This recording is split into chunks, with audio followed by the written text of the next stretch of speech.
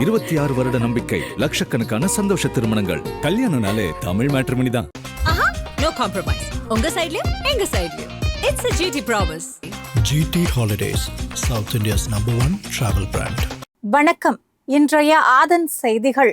கொடைக்கானலில் முதலமைச்சர் ஸ்டாலின் சைக்கிள் பயணம், திருச்செந்தூர் கோவிலில் நடிகர் விஜய் தரிசனம், சிறுவர்களுடன் கால்பந்து விளையாடிய பிரதமர் மோடி போன்ற தகவல்களை உள்ளடக்கிய ஒரு சிறிய செய்தி தொகுப்பை இப்பொழுது பார்க்கலாம்.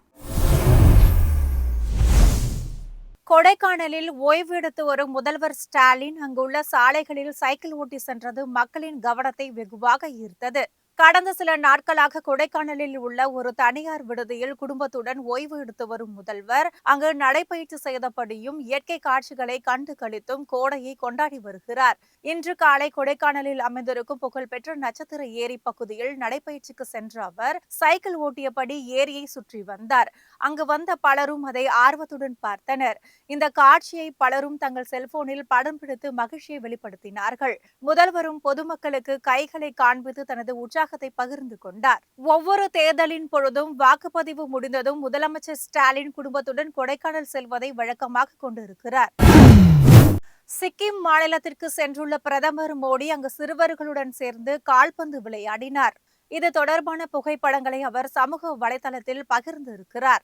சிக்கிம் தலைநகர் கேங்டாக்கில் ஒரு அருமையான காலை பொழுதில் தனது இளம் நண்பர்களுடன் கால்பந்து விளையாடுவதை போன்ற வேறு எதுவும் இல்லை என குறிப்பிட்டிருக்கிறார். மேலும் சிறுவர்களுடன் ஒரு உற்சாகமூட்டும் கால்பந்து ஆட்டம் என்றும் பிரதமர் பதிவிட்டிருக்கிறார்.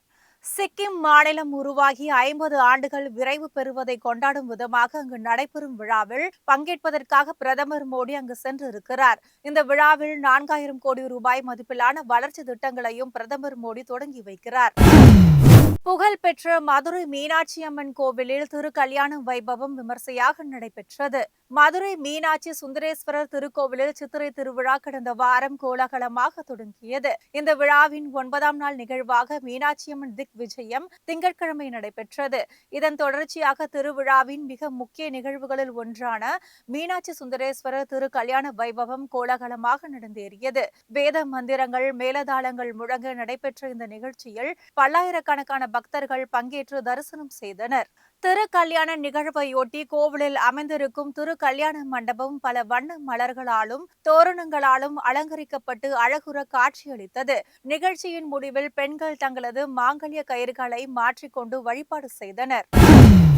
பிரபல நடிகரும் தமிழக வெற்றி கழகத்தின் தலைவருமான விஜய் திருச்செந்தூர் முருகன் கோவிலில் சாமி தரிசனம் செய்தார். சென்னையிலிருந்து தனி விமானம் மூலம் மதுரை சென்ற அவர் அங்கிருந்து சாலை வழியாக அதிகாலையில் திருச்செந்தூர் சென்றார். இந்த தகவல் அறிந்ததும் அங்கு திரண்ட தாவிக தொண்டர்கள் விஜய்க்கு உற்சாக வரவேற்பளித்தனர். அதன் பிறகு சுப்பிரமணிய சுவாமியை தரிசனம் செய்த விஜய்க்கு பூரண கும்ப மரியாதை அளிக்கப்பட்டது.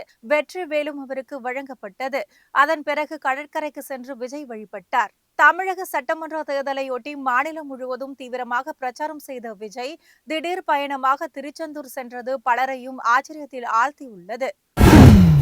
விழுப்புரத்தில் நடைபெற்ற மிஸ் கூவம் போட்டியில் கோவை சூர்யா என்ற திருநங்கை பட்டத்தை வென்றார். தென்னிந்திய திருநங்கையர் கூட்டமைப்பு சார்பில் விழுப்புரம் நகராட்சி திடலில் இந்த நிகழ்ச்சி விமர்சையாக நடைபெற்றது. திருநங்கையர்கள் பங்கேற்ற கலை நிகழ்ச்சிகளுடன் விழா தொடங்கியது.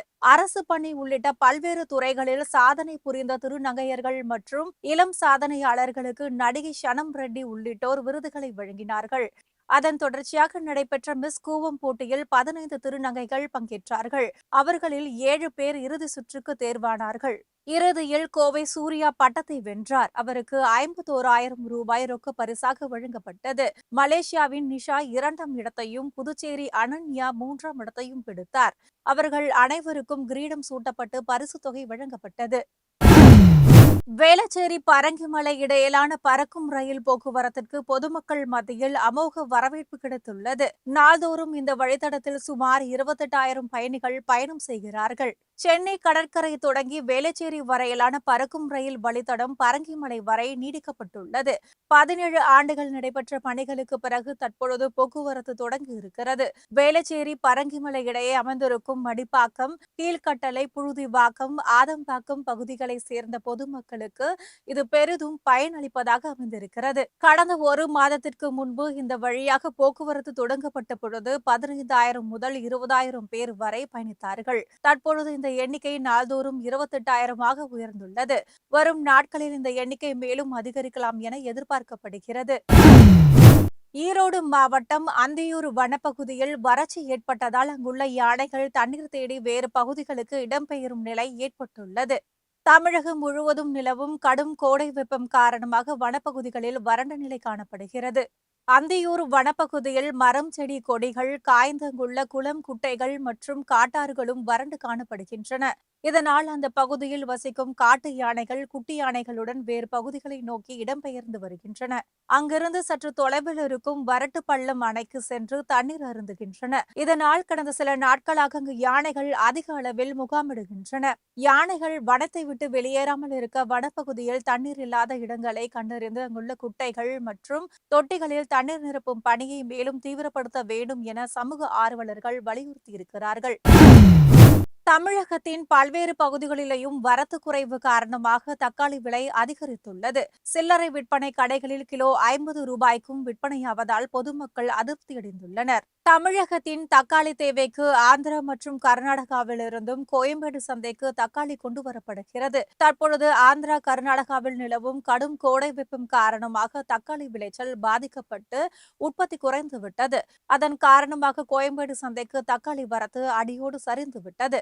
கடந்த மாதம் மொத்தம் விலையில் கிலோ 20 ரூபாய்க்கு விற்கப்பட்ட தக்காளி தற்பொழுது 35 ரூபாயாக அதிகரித்துள்ளது. சில்லறை விற்பனை கடைகளில் கிலோ 50 ரூபாயாக உயர்ந்துள்ளது.